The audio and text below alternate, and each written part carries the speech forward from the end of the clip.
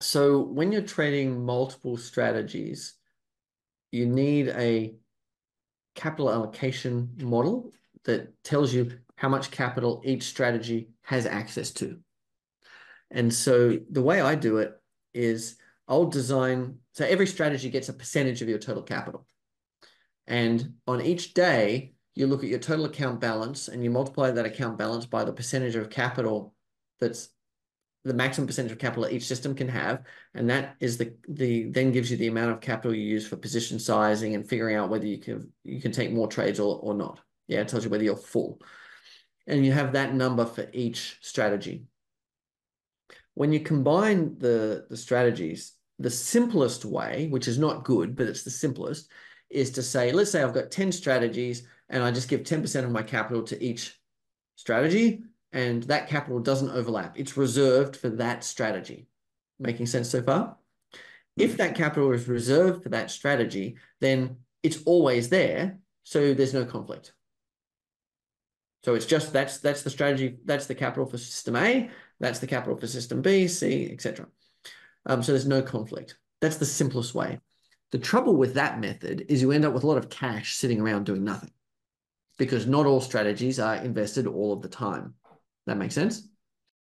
So instead of saying 10%, 10%, 10%, 10% for my 10 different strategies, instead what you do is you take the history, the backtest of each of your strategies, and you add them together with a capital allocation percentage.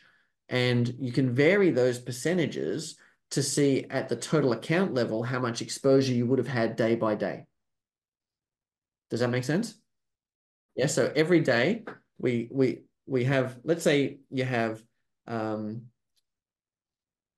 two strategies. Let's keep it real simple.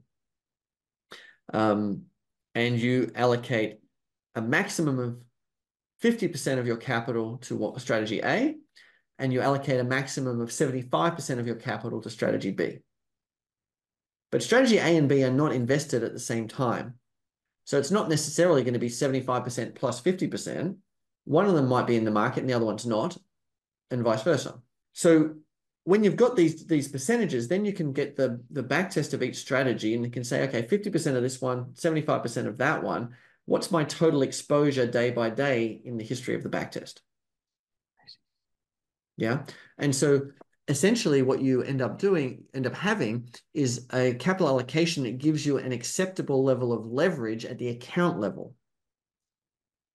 And if you've got an acceptable level of leverage, which might be no leverage, just only invest cash, or it might be a little bit of leverage.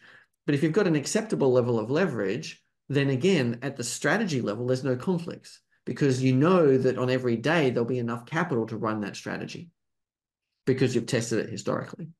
So there's the simplest way, which is slices of capital reserved. And then there's the more advanced way, which is we have a percentage for each system, but they don't necessarily add to 100. They can go over 100 because we know the strategies aren't invested all of the time.